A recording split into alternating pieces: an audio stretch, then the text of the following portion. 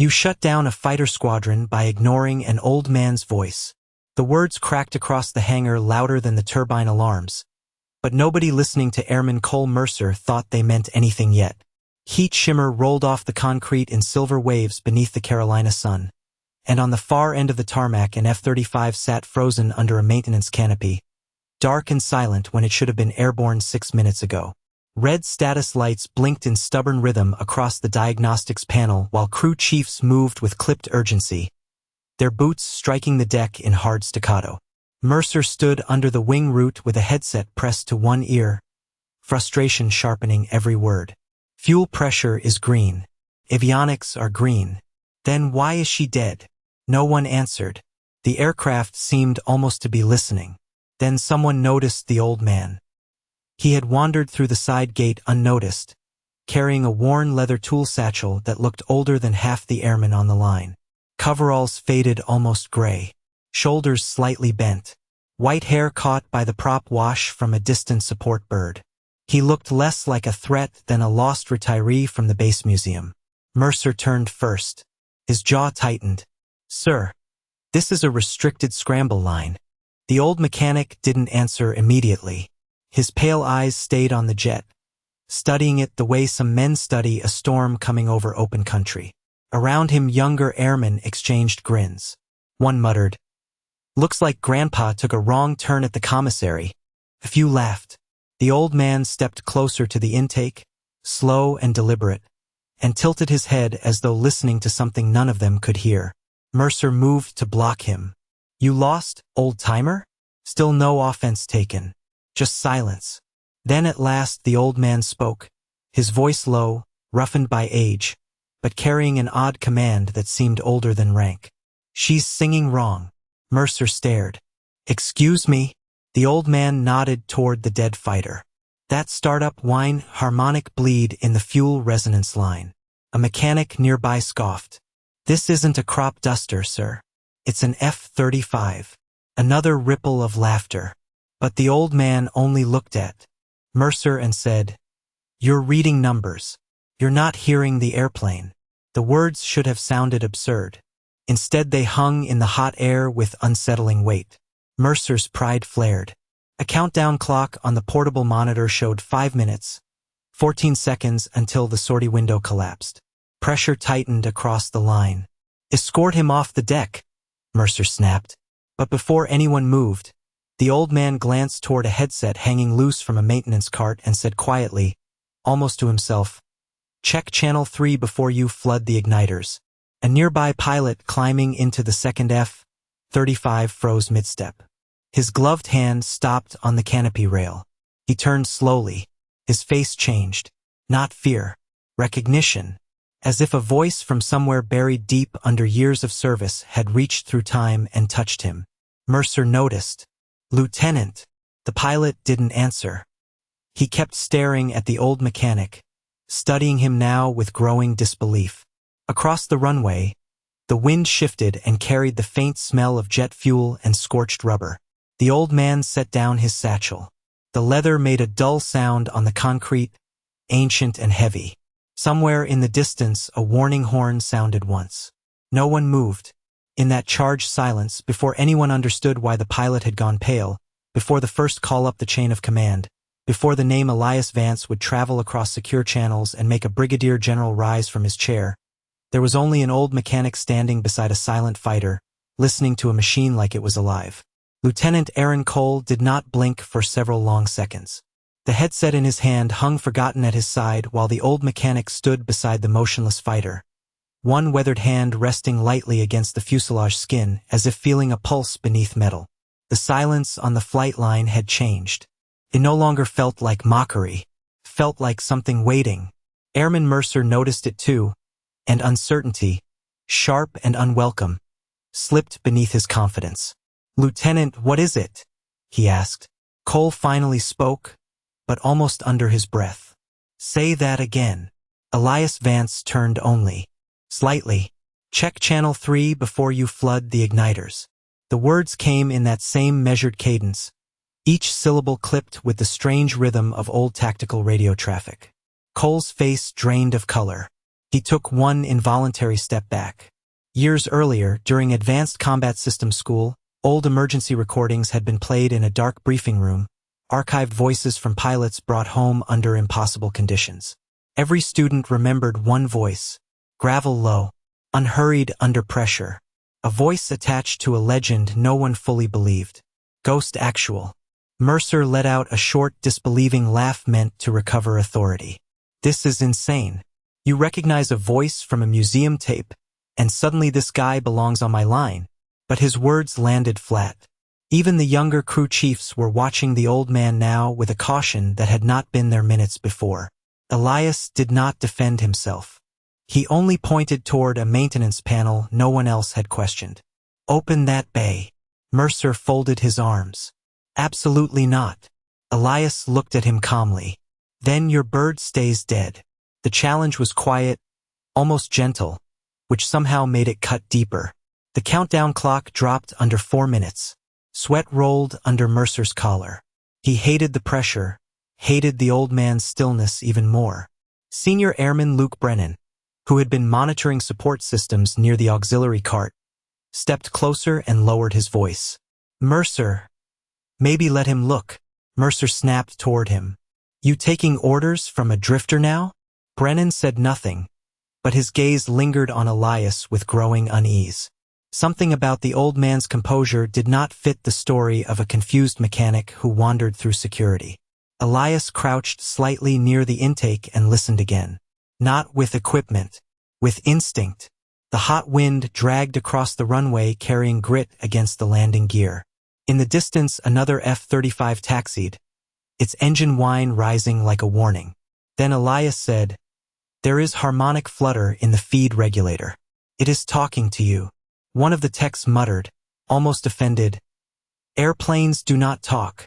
Elias answered without looking up. Only to people who have spent enough years listening.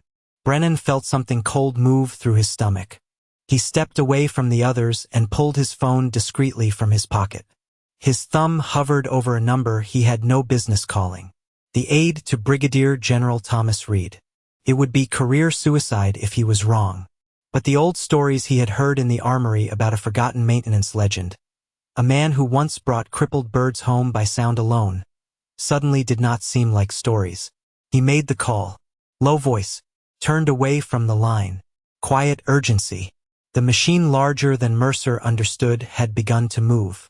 Back at the aircraft, Mercer gave one last hard stare and gestured in reluctant irritation. Open the panel. Fasteners spun loose. Metal lifted. Elias leaned in, eyes narrowing at something buried deep in the assembly. He smiled almost sadly. There you are, he whispered to the fighter.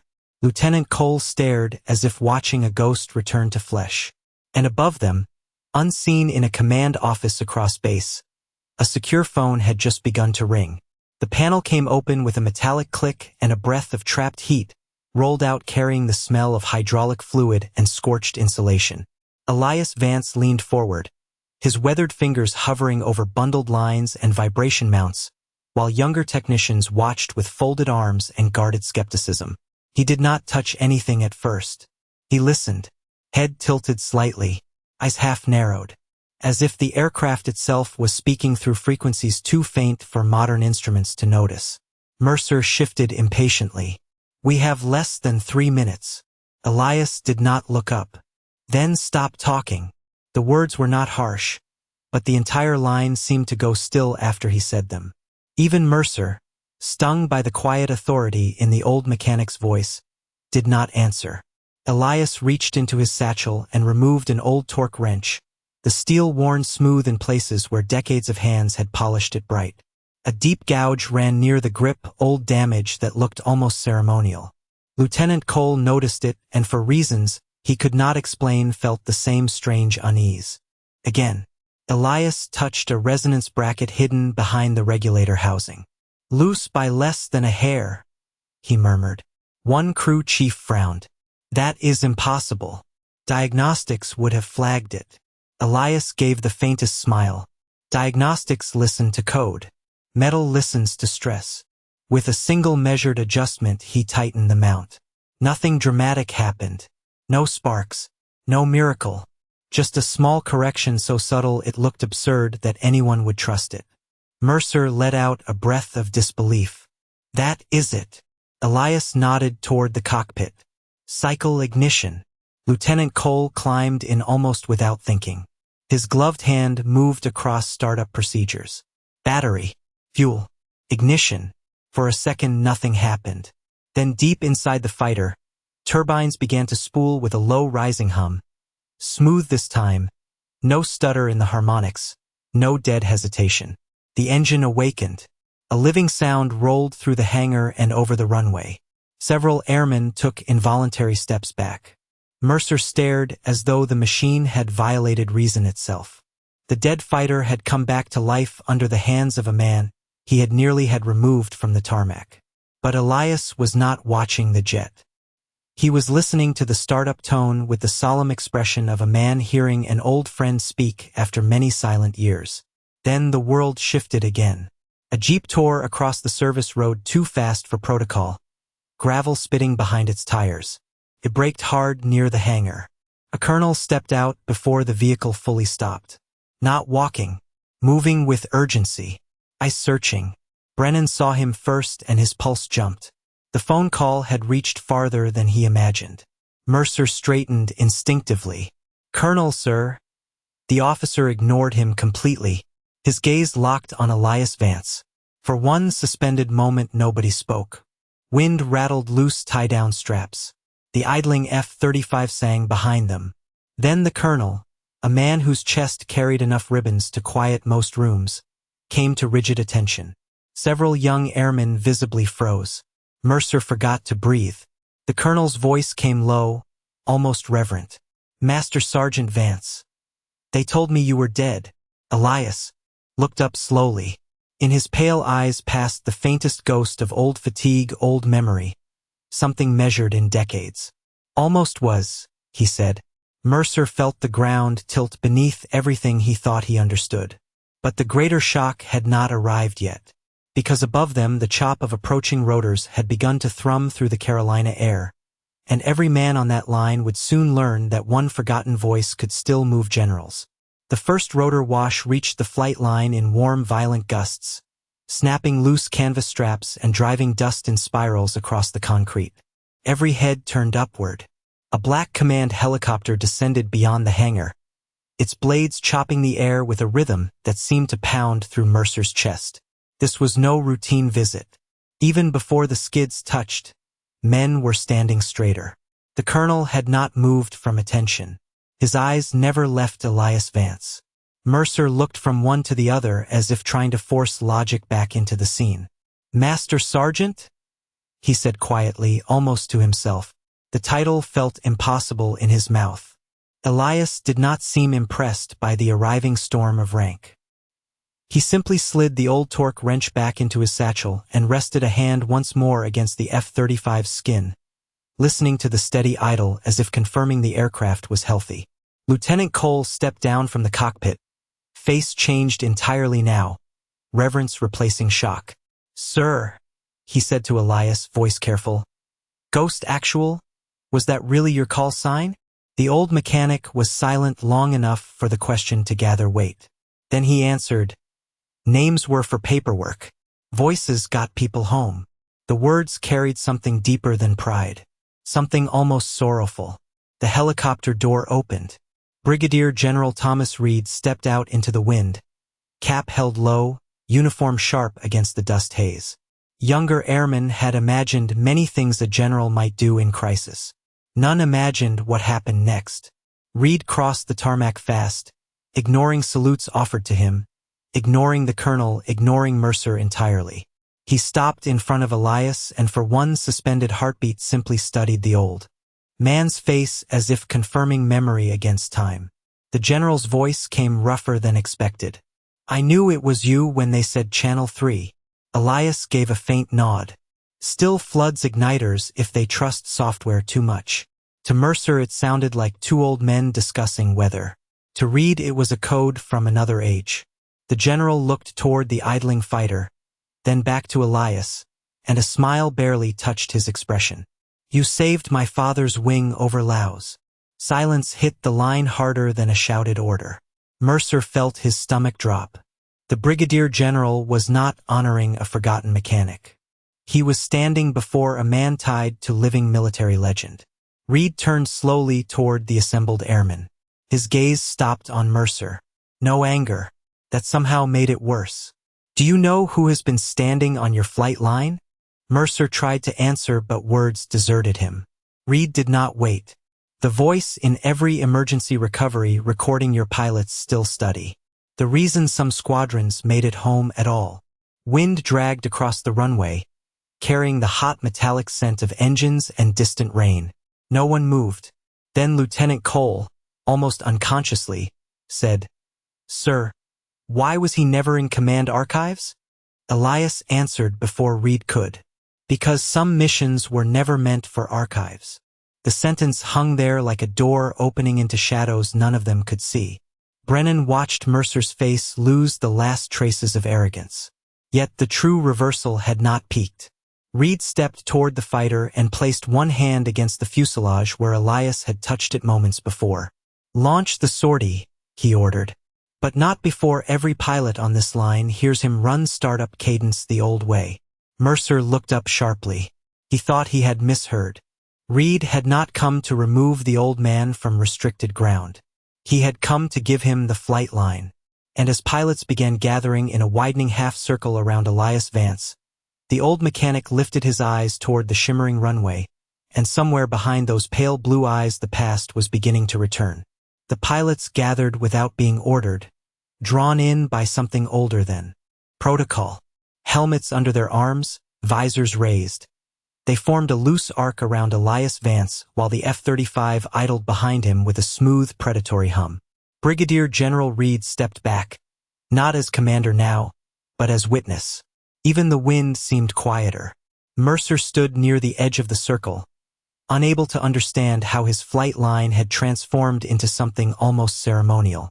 Elias looked at the faces before him, young men who trusted software more than instinct, and for a moment his expression softened with an old fatigue. Then he reached for the maintenance headset hanging from the cart. His hand paused on the worn ear cup as if touching a relic. The motion triggered memory. The Carolina heat dissolved.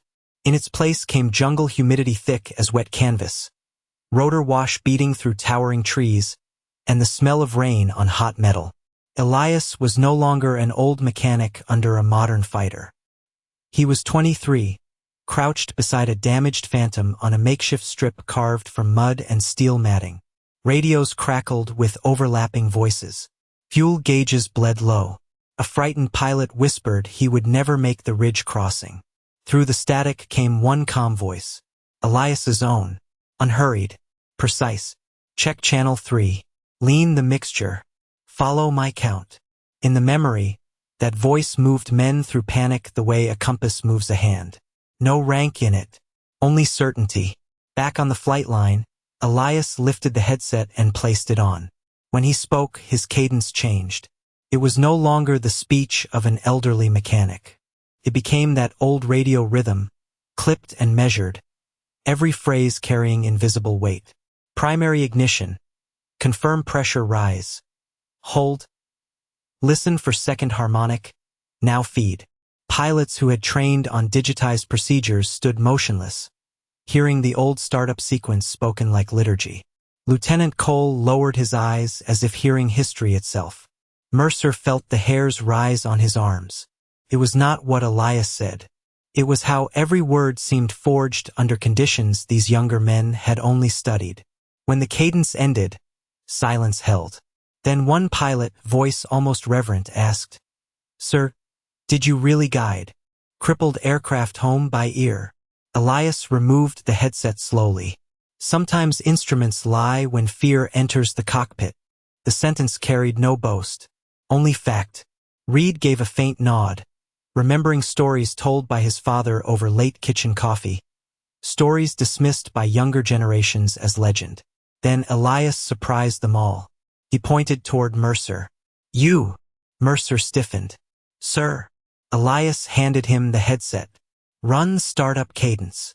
Mercer hesitated, embarrassed before officers and pilots alike. I do not know it. Elias looked directly at him. That is why you nearly lost the jet. There was no cruelty in the correction, which made it land harder. Mercer swallowed and took the headset. Under Elias's patient prompting, he repeated the sequence. Awkward at first, then steadier. Around them, hardened pilots watched not a reprimand but a transfer of inheritance. Brennan understood then that this was larger than one repaired aircraft. Something forgotten was being handed back. A horn sounded from the runway tower, clearing the sortie. Yet no one rushed. Even mission timing seemed secondary for one suspended moment. Reed stepped beside Elias and said quietly, "There is something these men should see before launch." He looked toward the old leather satchel at Elias's feet. "Bring out the field log." Elias was still. His eyes narrowed with old reluctance. "I buried that war a long time ago," Reed answered. "Not all legacies stay buried." Slowly, almost reluctantly, Elias bent toward the satchel while every pilot leaned closer, sensing the next revelation would reach deeper than even the voice they had just heard. For a long moment Elias Vance did not move. His hand rested on the old leather satchel as if it carried more weight than worn paper and rusted tools should allow. The pilots watched in complete silence, their earlier urgency swallowed by a gravity none of them fully understood. At last Elias unbuckled a cracked strap and reached inside.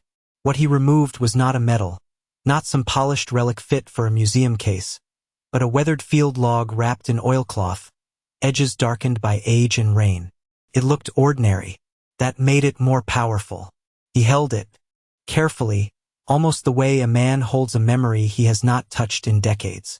Brigadier General Reed took one breath and said quietly, "Show them page 7. Elias gave him a sidelong glance. "You remember the page?" Reed answered.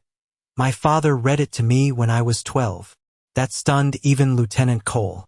Mercer felt his chest tighten again. Elias opened the log. Pages whispered in the wind. Handwritten coordinates, maintenance notes, call signs, names. Not history retold. History captured while it was still happening. He stopped at one page marked by a faded grease stain and held it where the pilots could see. There, in neat block letters, were aircraft tail numbers followed by one notation repeated beside each. Recovered by voice guidance, Channel 3. A younger pilot breathed. "Those are the emergency recovery flights." Elias nodded. 37 birds brought back. Most should have been lost. No one challenged the claim. They did not need to. The proof was in the trembling stillness around that old paper. Then Elias touched a gouged mark pressed into the margin. "This happened the night lightning hit the relay mast." His voice lowered, and memory pulled at him again. Rain hammering aluminum. Static roaring in the headset. A pilot half blind from smoke whispering he could not find the strip. Elias talking him home by engine pitch alone. No glory in the memory. Only duty. Back in the present, Mercer stared at the page as though the ground under his boots had become unfamiliar. This old man he mocked had once carried squadrons through darkness with nothing but a voice. Reed looked toward the assembled pilots. "Every one of you trains on systems built by men like him, yet most never learn the names." The rebuke was gentle, but Mercer lowered his eyes. Then something unexpected happened. Elias tore a small yellowed strip from the back of the field log and handed it to Mercer. "Read it." Mercer hesitated. His fingers shook slightly as he unfolded the brittle paper. It was an old checklist, handwritten startup cadence simplified for damaged aircraft. At the bottom, one line stood alone. "When machines disagree, trust what the engine is trying to tell you." Mercer read it twice before looking up. There was no accusation in Elias's face, only invitation. "Keep it," Elias said. "You may need it someday." Mercer could not answer. For the first time since morning, he stood not as challenger but student. Then tower control called again, sharper now. "Sortie clearance final." Reed glanced toward the ready fighter. Launch must proceed. Yet before anyone moved, Lieutenant Cole asked the question hanging in every mind. "Sir, why did you disappear? Why spend your days fixing ground carts and wandering hangars when you could have been honored anywhere in the Air Force? Elias closed the field log and slid it back into the satchel. The answer came almost as a whisper. Because airplanes do not care who gets medals. They only care whether someone listens. The words settled over the line like a benediction. But before the pilots dispersed, a security vehicle raced toward the tarmac with lights flashing. It stopped hard beside the helicopter. An intelligence officer stepped out carrying a sealed folder, face pale, eyes locked on Elias. Reed saw the insignia and his expression changed. Whatever was in that folder reached beyond old legends. And Mercer suddenly realized the day's greatest revelation might not be in the past at all. The intelligence officer moved through the rotor wash with the sealed folder held against his chest as though it contained something fragile or dangerous. His shoes struck the concrete in clipped urgent steps, but when he reached Brigadier General Reed he stopped, drew a breath, and glanced not at the general first, but at Elias Vance. That alone unsettled everyone watching. Reed took the folder, broke the seal, and opened a single sheet. Whatever he read tightened the muscles in his jaw. The wind tugged at the paper. No one spoke. Mercer could hear the idling fighter behind him, a steady predatory hum beneath the silence. Reed lifted his eyes slowly toward Elias. They finally declassified Raven Corridor. Even the colonel seemed shaken. Elias said nothing, but something old and guarded moved behind his pale eyes. Lieutenant Cole frowned. Raven Corridor? Reed looked toward the young pilots gathered. Around them, there were missions beyond rescue guidance. Missions no archive acknowledged. He handed the paper to the colonel, who stared as if reading a ghost. Mercer strained to understand, but it was the intelligence officer who answered in a low, measured tone. 3 strategic airframes survived because one maintenance sergeant redirected them through an unsanctioned mountain corridor after every navigation system failed. He looked at Elias. That route was considered impossible. Elias gave the faintest shrug. Mountains do not care what maps consider impossible. The simplicity of the reply landed harder than any boast. Mercer felt the world keep widening under him. The old mechanic was not merely a forgotten expert. He had shaped doctrine no one knew existed. Reed stepped closer. The corridor was named after your call sign. For the first time all day Elias seemed uncomfortable. It should have stayed buried. Reed shook his head. Not anymore. He turned to the pilots. Every F-35 route optimization package now uses derivatives of that corridor geometry. A stunned quiet swept the line. The very software Mercer had defended against Elias's instincts had roots in the man he mocked. Brennan exhaled softly as if the revelation physically struck him. Then the intelligence officer did something none expected. He removed a small audio recorder from the folder. Old brushed metal government issue from another era. Recovered from classified archives 2 months ago. He held it out. We believed it belonged to you. Elias stared at it without reaching. I thought that was gone. Reed nodded once. Play it. The officer pressed a switch. Static hissed. Then a younger voice emerged through age and interference. Calm. Gravel low. Unmistakable. Elias's voice from decades past. Channel 3. Hold formation. Follow my tone. Around the flight line, even hardened pilots seemed unable to breathe. It was no legend now. The voice stood alive in open air. Mercer looked at the old man beside him and felt a flush of shame rise hotter than the Carolina sun. Then the recording crackled further, and another voice entered, urgent but respectful. Ghost actual if we get home, drinks are on me. A faint almost smile touched Elias. Never collected that debt. Some of the younger airmen actually laughed in relief, the first human warmth after so much awe. But Reed was not finished. He faced Mercer directly. Airman, you asked if he was lost. Mercer's throat tightened. Yes, sir. Reed gestured toward Elias. Men like this are why others are found.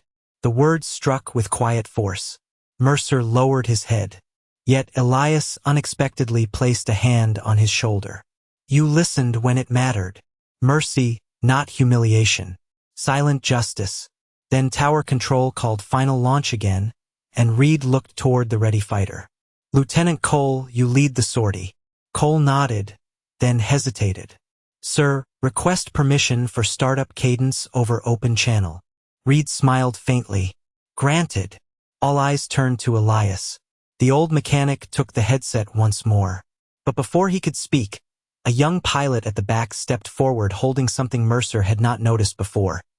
An old mission patch stitched with a faded raven. "Sir?"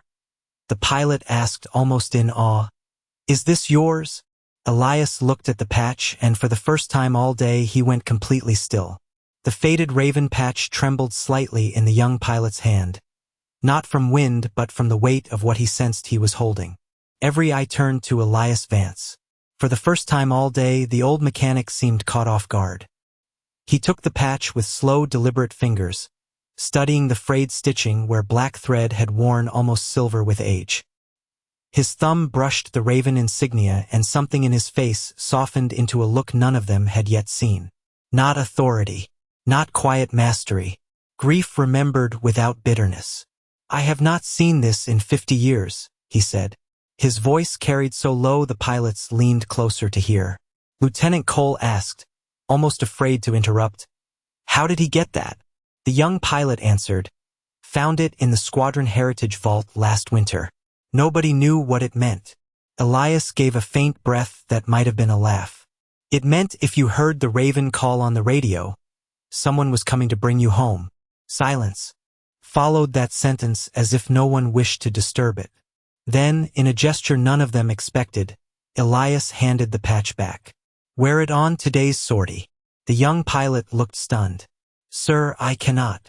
Brigadier General Reed answered before Elias could. "You can. That is how legacies survive." The pilot slowly attached the faded patch to his flight vest. Mercer watched the moment as though witnessing some private rite of passage. Then tower control crackled over open frequency one final time. "Launch window closing." Reed nodded toward Elias. "Run the cadence." Elias lifted the headset. The rotor wash had faded. The runway shimmered in noon heat. Even the idling F-35 seemed to quiet around his voice. He keyed the channel. "Primary ignition. Confirm rise. Hold steady. Trust the second harmonic. Now feed." Across the line pilots repeated the words in low synchronized response. It did not sound like checklist procedure anymore. It sounded like inheritance spoken aloud. Lieutenant Cole climbed into the lead fighter. The Ravenpatch pilot strapped into the second. Mercer stood near the wing root, still holding the yellowed checklist Elias had given him. He folded it carefully into his breast pocket like something sacred. Engines deepened from idle to power. Heat rolled off the tarmac in waves. Yet before taxi clearance came, Mercer stepped forward unexpectedly. "Sir." Elias turned. Mercer swallowed hard. "I owe you an apology." Elias looked at him for a long second. "No," Mercer blinked. Elias rested one hand against the young airman's shoulder. "You owe the next old mechanic you meet a little more respect." Even Reed smiled at that. Silent justice, complete and without humiliation. Then the lead F-35 began rolling. But before the second aircraft moved, something extraordinary happened. Over the squadron frequency, not from command, but from multiple cockpits at once, pilots began requesting one thing. "Ghost Actual, give us the tone." One by one, almost a chorus. Elias seemed bewildered. "The tone." Lieutenant Cole answered through the radio. "The old channel marker. The one from the archive." Reed looked at him and gave a quiet nod. So Elias keyed the mic again.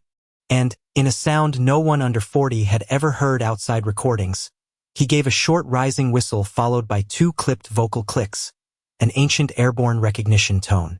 It carried across open frequency and through every headset. Pilots on adjacent ramps reportedly paused mid-checklist hearing it. Then, impossibly, from the second F-35 came the same tone returned by the young Ravenpatch pilot. Echo answering origin. Elias lowered the headset, eyes bright with something unshed. The two fighters accelerated toward the runway. As they lifted, sunlight flashed across their wings, and for a moment the formation curved not on standard departure vector but along a subtle mountain-style bend. Reed watched and murmured, almost to himself, "Raven Corridor." Mercer heard it. So did Brennan. The old route lived on. Yet as the roar faded into blue sky, an enlisted runner hurried from operations carrying a small velvet case addressed to Elias Vance, marked for presentation by order of the Secretary of the Air Force. The enlisted runner stopped before Brigadier General Reed, chest rising hard from the sprint, and held out the velvet case with both hands. No one on the flight line spoke. The roar of the departing fighters faded into distance, leaving only wind moving softly across the tarmac and the low ticking of cooling metal from service carts nearby. Reed opened the case and for a moment simply looked inside without speaking. His expression changed in a way Mercer would remember all his life. Not command. Not ceremony. Respect. Inside rested a small silver insignia shaped as a raven in flight, old design, hand-cast, worn at the edges as if modeled after something much older. Reed lifted it carefully. "The Raven Corridor Citation," he said, voice quiet. "Authorized decades late." Elias Vance stared at it with almost amused disbelief. "I thought they forgot." Reed looked at him. "Some debts take time." But instead of pinning it on Elias himself, the general did something that froze every witness. He handed the insignia to Airman Mercer. "You do it." Mercer looked almost stricken. "Serve me?" Reed nodded once. "Learn what honor feels like." With trembling fingers Mercer stepped forward. The young man who had mocked an old mechanic that morning now pinned a long-delayed tribute to his chest. Elias did not move while Mercer fastened it. But when the airman stepped back, Elias touched the insignia lightly and said, "You have steadier hands than you did earlier." A ripple of quiet laughter moved through the line, warm and human. Even Mercer smiled, embarrassed. Yet what followed carried more weight than medals. Reed turned toward the assembled personnel. "Effective today, startup cadence instruction on this base will include the Vance Protocol." Several pilots exchanged stunned looks. A living legacy written into training. Brennan exhaled softly as if witnessing history alter in real time. But Elias only shook his head. "Do not make legends out of mechanics." Reed answered, "Too late." The words settled gently, without triumph. A message came over radio then. Lead flight returning for low-pass acknowledgement before mission departure. Heads lifted. Seconds later 2 F-35s crossed overhead in perfect formation, banking once over the runway. As they passed, both pilots keyed open channel and the old recognition tone sounded again, carried through speakers across the tarmac. Whistle. 2 clipped clicks. Then silence. Men who had spent careers around noise stood utterly still listening to absence. It was not applause that followed. No cheers. Only a stillness heavy enough to feel sacred. Elias looked up into the bright blue where the aircraft disappeared and for the first time seemed very old and very peaceful. Mercer stepped beside him. "Sir, will you come back?" Elias adjusted the strap on his worn satchel. "I never left." Then he began walking toward the side gate the same way he had entered, unhurried, almost anonymous again. Mercer instinctively moved to escort him, but Elias raised one hand without turning. "Stay with your birds." Reed watched him go, then came to attention. The colonel followed, then Lieutenant Cole, then every airman on the line, one after another, without command, stood and saluted the old mechanic as he walked into the afternoon glare. Elias did not return the salute in grand fashion. He only lifted 2 fingers to his brow, the smallest acknowledgement, and kept walking. The wind tugged at his faded coveralls until distance softened him into heat shimmer. Mercer kept staring long after he vanished. In his pocket, the yellowed checklist pressed against his heart. Years later, he would teach young crews one lesson before touching any machine. Listen first. Because numbers can fail, rank can fade, and technology can age, but some voices carry people home long after the world thinks they are forgotten. Some salutes last a lifetime,